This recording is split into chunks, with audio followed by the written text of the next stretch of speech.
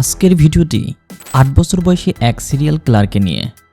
এটা একটি সত্য ঘটনা, তাই পুরো ভিডিওতে থাকছে কিভাবে ৮ বছর বয়সী একটি ছেলে সিরিয়াল কিলারে পরিণত হলো। শিশুদের হাতে খুন হওয়ার ঘটনা বিরল হলেও শোনা যায়, কিন্তু শিশু সিরিয়াল কিলার বা ধারাবাহিক হত্যাকারী বিরলের মধ্যেও বিরল ঘটনা। অথচ এরকমই এক শিশু কিলারের জন্ম হয়েছিল বিহারের মুসর গ্রামে। সময়টা ২০০৭।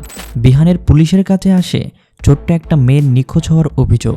শুরু হয় তদন্তের এক পর্যায়ে জিজ্ঞাসাবাদের জন্য পুলিশ মুখোমুখি হয় অন্য একটি শিশুর, কিন্তু তাকে জেরা করতে গেলে সে এক আজব আবদার করে বসে।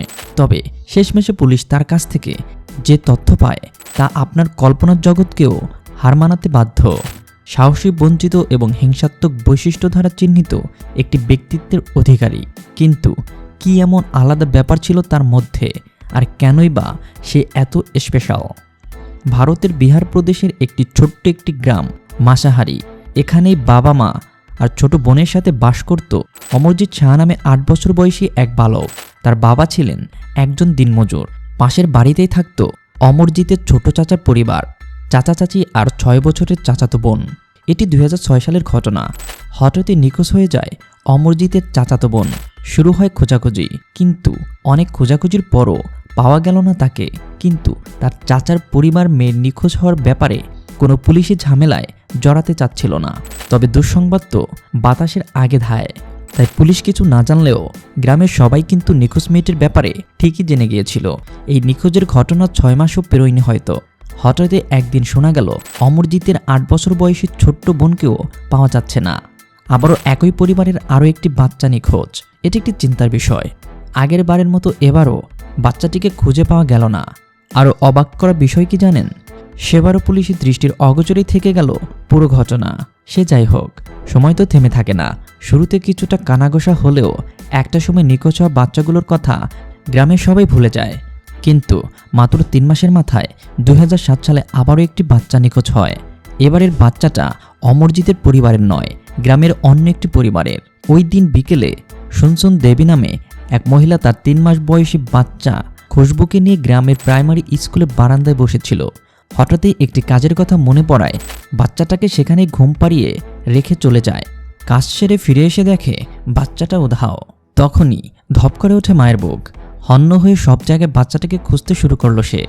যা ভাবছেন তাই, এই বাচ্চাটাকেও খুঁজে পাওয়া গেল না। তবে সুনসুন দেবী বসে থাকেনি। সে দৌড়ে যায় পুলিশের কাছে, নিখোঁজ মামলাও দায়ের করে। হ্যাঁ, এতগুলো বাচ্চা নিখোঁজের পর এই প্রথম থানা পুলিশ পর্যন্ত গড়ালো ব্যাপারটা। ঘটনার ইনভেস্টিগেশন করতে গ্রামে পুলিশ এসে জানতে পারে সেখান থেকে এর আগে একই পরিবারের ২টি শিশু নিখোঁজ হয়েছিল। পুলিশ তখন সে বাড়িতে যায় জিজ্ঞাসাবাদ করতে। সেটা কোন বাড়ি বুঝতে পারছেন তো? অমরজিতের বাড়ি। এক পর্যায়ে অমরজিৎকে পুলিশের সামনে ডাকা হয়। তখন তার বাড়ির মানুষ জানায় খুশবুর ব্যাপারে যদি কেউ কিছু বলতে পারে সেটা অমরই। এমন একটা ব্যাপার একটা ৮ বছরের বাচ্চা কী বা জানতে পারে? তারপরেও পুলিশ অমরজিতের কাছে কিছু প্রশ্ন করে। বলা তো যায় না যদি কোনো তথ্য পাওয়া যায়, কিন্তু তখনই ঘটে আসল ঘটনা। অমরজিৎকে খুশবুর ব্যাপারে জিজ্ঞাসাবাদ করতেই সে পুলিশের মুখের দিকে তাকিয়ে হাসতে থাকে। কিছুটা অবাক হয় সবাই। তাকে আবারও জিজ্ঞাসা করা হলে সে এবার এক অদ্ভুত আবদার করে বসে। আগে আমাকে বিস্কুট দাও, আমি তারপর সব বলবো। আচ্ছা বেশ। পুলিশ অফিসারের আদেশে তাকে এক প্যাকেট বিস্কুট এনে দেওয়া হলো। তারপর সে জানায় খুশবুকে মেরে ঘুম পাড়িয়ে রেখেছে। এই কথাটি শুনে উপস্থিত সবাই অবাক। কোথায় ঘুম পাড়িয়ে রেখেছ খুশবুকে? উত্তরে সে হেসে বলল, স্কুলের বারান্দা থেকে খুশবুকে তুলে নিয়ে পাশের একটা জঙ্গলে রেখে এসেছে। পুলিশের সাথে গিয়ে জায়গাটা দেখিয়ে দেয় সে। ঘাসপাতা দিয়ে ঢোকা ছোট্ট একটি গর্ত। সেই লতা পাতা সরানোর পর চোখে পড়ল এক করুণ ও হৃদয় বিদারক দৃশ্য। খুশবুর রক্তাক্ত নিথর দেহ পড়ে আছে সেখানে। সাধারণ মানুষ তো দূরের কথা, পুলিশ পর্যন্ত কল্পনা করতে পারেনি যে বাচ্চাকে তারা জিজ্ঞাসাবাদ করতেও দ্বিধাবোধ করছিল সে আসলে একজন খুনি। এভাবেই মাত্র ৮ বছর বয়সে, যখন তার বয়সী বাচ্চারা বল খেলা নিয়ে ব্যস্ত, তখনই খুনের খাতায় নাম লেখায় অমরজিৎ। তদন্তের এক পর্যায়ে পুলিশের মনে সন্দেহ জাগে।